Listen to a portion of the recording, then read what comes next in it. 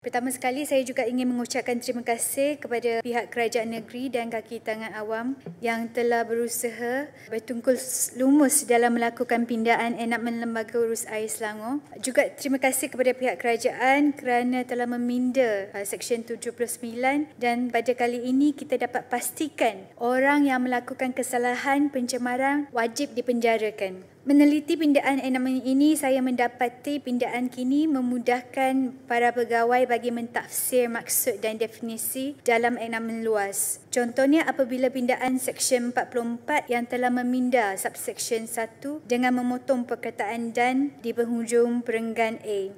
Mungkin ada yang tidak tahu tetapi hanya kerana sepatah ataupun dua perkataan ini kadang-kala berlakunya perdebatan antara pegawai kerajaan semasa mengambil tindakan kerana tidak pasti sama ada tindakan boleh diambil ataupun tidak. Saya sebenarnya juga mempunyai pengalaman yang sama ketika menghadapi isu pencemaran di kawasan Dun Bandar Utama. Di bawah kawasan saya di SS4 terdapat pihak yang tidak bertanggungjawab membuang efluen termasuk bahan kimia ke dalam sistem pembentungan melalui saluran-saluran yang senang untuk di-hijack dengan izin. Ketika itu kami telah mengadakan mesyuarat bersepadu. Apabila kami berbincang dengan SPAN, kami telah meminta SPAN untuk menggunakan Akta Industri Perkhidmatan Air 2006 di mana sekiranya disabit hukuman boleh dikenakan RM300,000 dan hukuman penjara. Tetapi saya telah dimaklumkan sekiranya kita ingin menyabitkan kesalahan, mesti dipastikan pesalah itu ditangkap secara red-handed dengan izin. Jadi perkara itu sangat sulit dan sukar untuk dilaksanakan dan saya telah mendapati walaupun mereka mempunyai perundangan ataupun akta seperti ini, sukar untuk mereka menjalankan tindakan dan sehingga kini memang jarang ada pesalah ataupun suspek yang dikenakan hukuman ataupun disabitkan kesalahan. Untuk saya merasakan pengalaman saya ini boleh dijadikan sebagai satu moral untuk kisah-kisah pencemaran di mana sekiranya kita mengubah apa-apa perundangan, kita juga perlu memastikan bahawa pihak yang berkaitan, tidak kiralah SPAN ataupun di bawah ini luas, mampu melakukan operasi penangkapan dengan efisien, efektif. Dengan pengubahan undang-undang itu mereka mampu menjalankan kerja.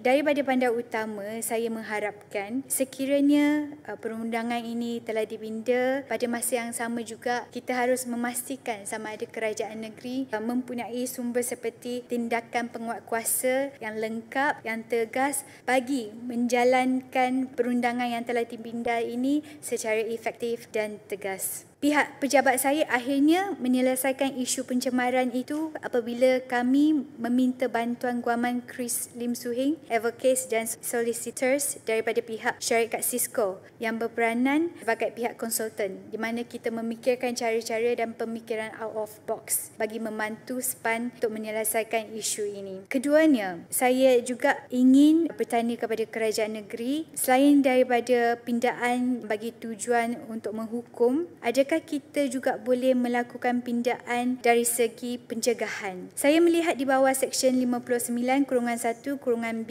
di mana tiada seorang pun atau pihak berkuasa awam kecuali dilesenkan oleh lembaga di bawah seksyen ini boleh menjalankan pembuangan kumbah atau bahan buangan atau air kembalian secara langsung atau tidak langsung melalui cara-cara buatan ke dalam mana-mana sumber air dan perairan pantai. Jadi, adakah kita dapat mengatur langkah-langkah pencegahan seperti memberikan pindaan terhadap enakmen seperti sekiranya kita mempunyai tangki di bawah Selangor, tangki itu boleh dibezakan berdasarkan kod warna di mana kita dapat membezakan jenis efluen yang diangkut dalam tangki supaya senang untuk pihak penguatkuasa menjalankan tugas untuk memastikan dalam tangki itu sama ada efluen kumbahan, kimia dan sebagainya, ataupun sistem penomboran pada tangki kumbahan supaya kenderaan tangki kumbahan senang dikenal pasti oleh pihak berkuasa. Mengubah dasar sistem dengan memastikan kontraktor penyedia perkhidmatan mematuhi SOP dan pengesahan pematuhan hendaklah diberikan sebelum bayaran yang dibuat oleh klien. Di sini saya ingin ingatkan pencemaran ini tidak semestinya dilakukan oleh pihak kilang saja, kadang-kala juga oleh kontraktor yang mengangkut tangki kumbahan supaya mereka dapat menyediakan perkhidmatan kepada klien seperti di shopping mall dan sebagainya yang menggunakan perkhidmatan mereka.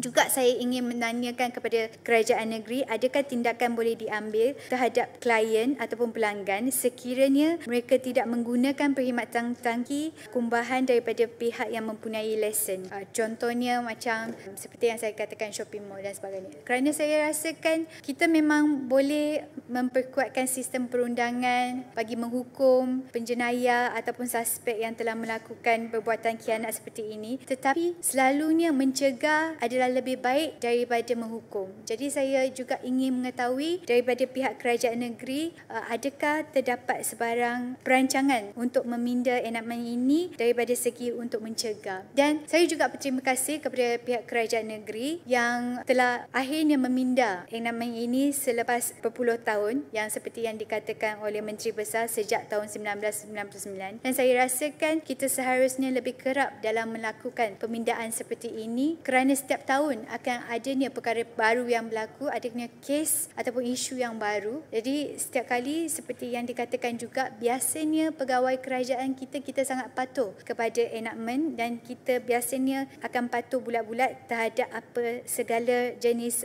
perkataan, sentence dengan izin yang dituliskan di dalam perundangan ini. Jadi saya juga mengharapkan selepas ini pindaan dapat dilakukan dengan lebih kerap. Walau bagaimanapun, saya mewakili Bandar Utama memang amat berterima kasih kepada kerajaan negeri yang telah melakukan usaha pindaan perundangan ini, dan dengan itu saya ingin menyokong sepenuhnya. Terima kasih.